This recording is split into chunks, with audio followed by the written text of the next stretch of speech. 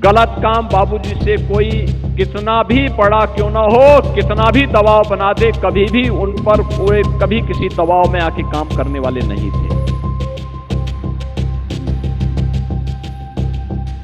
वे बोलते थे, कल्याण सिंह टूट सकता है लेकिन झुक नहीं सकता। सरदेव बाबूजी की स्मृतियों को नमन करते हुए मैं उत्तर प्रदेश सरकार और उत्तर प्रदेश की 25 करोड़ से अधिक जनता जनार्दन की ओर से उनके श्री चरणों में विनम्र श्रद्धांजलि अर्पित करता हूं। आज का दिन हम सबके लिए हिंदू गौरव दिवस के रूप में सरदेव बाबूजी की स्मृतियों को एक प्रेरणा के रूप में अंगीकार करने का दिवस है। बहनों और भाइयों, मुझे एक लंबे समय तक सरदेव बाबूजी के साथ विभिन्न कार्यक्रमों में रहने का अवसर प्राप्त हुआ। बड़ा आदमी पद से बड़ा नहीं होता है, अपनी सोच से, अपने कर्मों से बड़ा होता है और महान होता है। एक सामान्य अतरौली के एक सामान्य किसान परिवार में जन्म लेने वाले साधारण परिवार में जन्म लेते हैं, लेकिन अपनी कर्मठता से, मूल्य और सिद्धांतों के प्रति अडिग रहने के भाव से, देश के प्रति समर्पण के भाव से राष्ट्रीय स्वयंसेवक संघ की पाठशाला में रंग तपे हुए एक स्वयंसेवक के रूप में, एक किसान, एक शिक्षक, एक विधायक, एक मंत्री, एक मुख्यमंत्री, सांसद और राज्यपाल के रूप में सभी महत्वपूर्ण संवैधानिक दायित्वों का कुशलता पूर्वक निर्वहन करने वाले सरदेव बाबूजी हर उस भारतीय के लिए जिसके लिए देश प्रथम है, भारत के सनातन मूल्य और आदर्श सर्वोपरि है, उनके लिए सरदेव बाबूजी सदैव प्रेरणा स्रोत बने रहेंगे, हमेशा स्मरणीय बने रहेंगे। उनका जीवन सादगी भरा जीवन था, तप और साधना से भरा हुआ था, संघर्षों से भरा पड़ा था, अन्याय के खिलाफ लड़ने वाला था, अत्याचार का मुकाबला करने वाला था। और बाबूजी सदैव अपने सनातन मूल्यों की रक्षा करते हुए गांव के गरीबों के लिए, अन्नदाता किसानों के लिए, युवाओं के लिए और समाज के प्रत्येक तबके के लिए उन्होंने अपना पूरा जीवन समर्पित किया। बहनों और भाइयों, गलत काम बाबूजी से कोई कितना भी बड़ा क्यों ना हो, कितना भी दबाव बना दे, कभी भी उन पर पूरे कभी किसी दबाव में आके काम करने वाले नहीं थे। वे बोलते थे, कल्याण सिंह टूट सकता है लेकिन झुक नहीं सकता, और उन्होंने जीवन भर अपने वचन को निभाया। याद करिए राम जन्मभूमि आंदोलन का।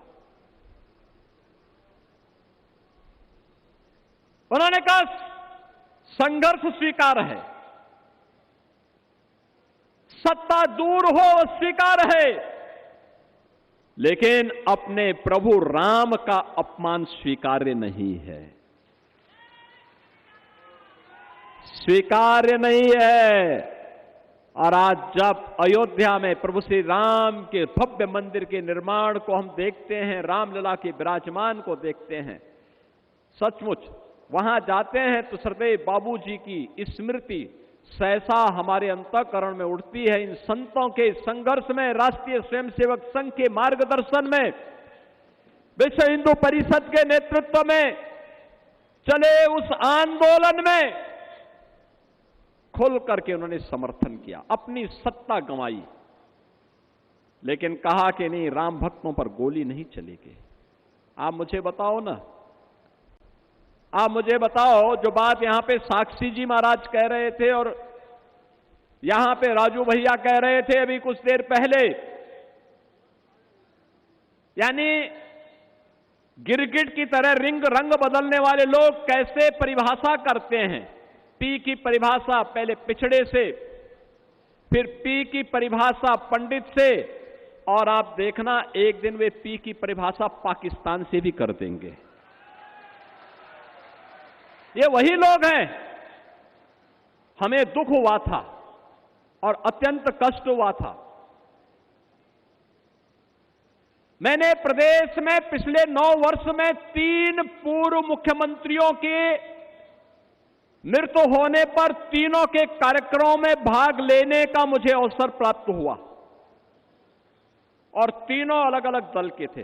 एक सरदेव बाबूजी, हमारी पार्टी के नेता, हम सबके लिए प्रेरणा स्रोत, उनका दुखद निधन होता है, और दुखद निधन के बाद हमारे लिए असहनीय था। प्रधानमंत्री जी सारे कार्यक्रमों को छोड़ करके दिल्ली से सीधे लखनऊ में आए, उन्होंने श्रद्धांजलि अर्पित की, और SVPGI से लेकर के घर तक, और घर से अलीगढ़ तक, और अलीगढ़ से नरोरा तक अंतिम संस्कार कार्यक्रम में मैं और मेरे कैबिनेट के सभी सदस्यगण उस कार्यक्रम में भागीदार बने। हमारे लिए कष्टकारी यह था, एक सामान्य शिष्टाचार होता है, सामान्य संस्कार होता है।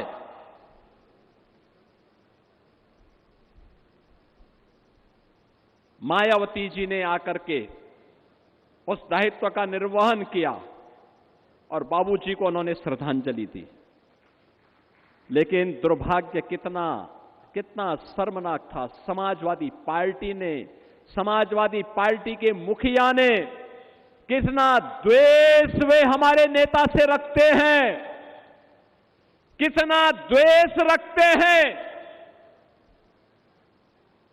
उन्होंने बाबूजी को प्रत्यक्ष जाकर के श्रद्धांजलि देने की बजाय शब्दों से भी नहीं कोई कुछ व्यक्त किया। बहनों और भाइयों, इससे बड़ा अपमान ये जातीय अपमान है, और ये हर उस हिंदू का अपमान है जिसको लगता है कि बाबूजी का जीवन सनातन मूल्यों के लिए, हिंदू गौरव के लिए समर्पित था। उस हर हिंदू का अपमान था ये, जो कृत्य उस दौरान समाजवादी पार्टी के मुखिया ने किया। उन्होंने पहली बार नहीं किया किसी का अपमान, क्योंकि बाबूजी अपने उन मूल्यों के लिए समर्पित थे जो उन्होंने कहा वो करके दिखाया।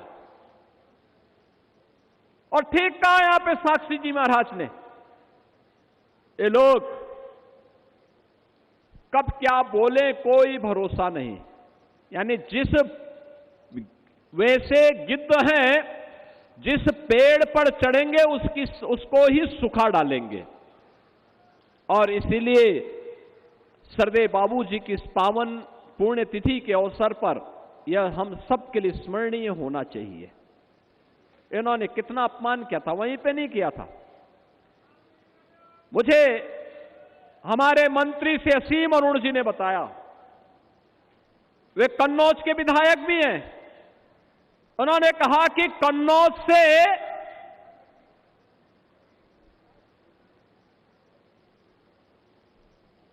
समाजवादी पार्टी का रिश्ता ये जगजाहिर रहा है,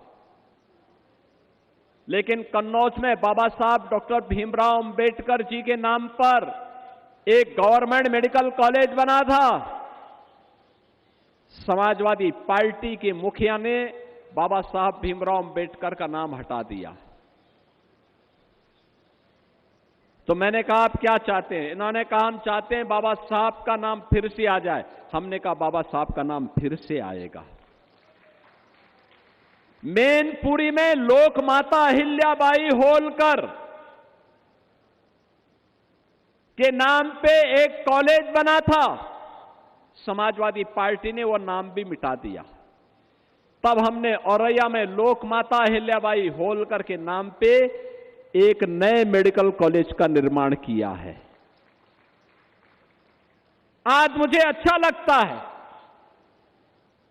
जब हम उत्तर प्रदेश के पहले कैंसर संस्थान में जाते हैं तो बाबूजी की बड़ी दिव्य प्रतिमा और नामकरण सदैव बाबूजी के नाम पर हम वहां पे देखते हैं। जब हम लोग जाते हैं बुलंदशहर में राजकीय मेडिकल कॉलेज, डबल इंजन की भारतीय जनता पार्टी की सरकार ने बनाया, उस मेडिकल कॉलेज का नामकरण बाबूजी कल्याण सिंह जी के नाम पर। अलीगढ़ में जाते हैं तो अलीगढ़ में रोड के साथ साथ हैबिटेट सेंटर का नाम बाबूजी कल्याण सिंह जी के नाम पर। यह केंद्र वह है जो एक नई प्रेरणा देता है, नया उत्साह देता है, नया उमंग भरता है। जिन्होंने हमें आगे बढ़ने के लिए प्रेरित किया, जिनकी प्रेरणा उत्तर प्रदेश में सुशासन की नींव की शुरुआत करती है,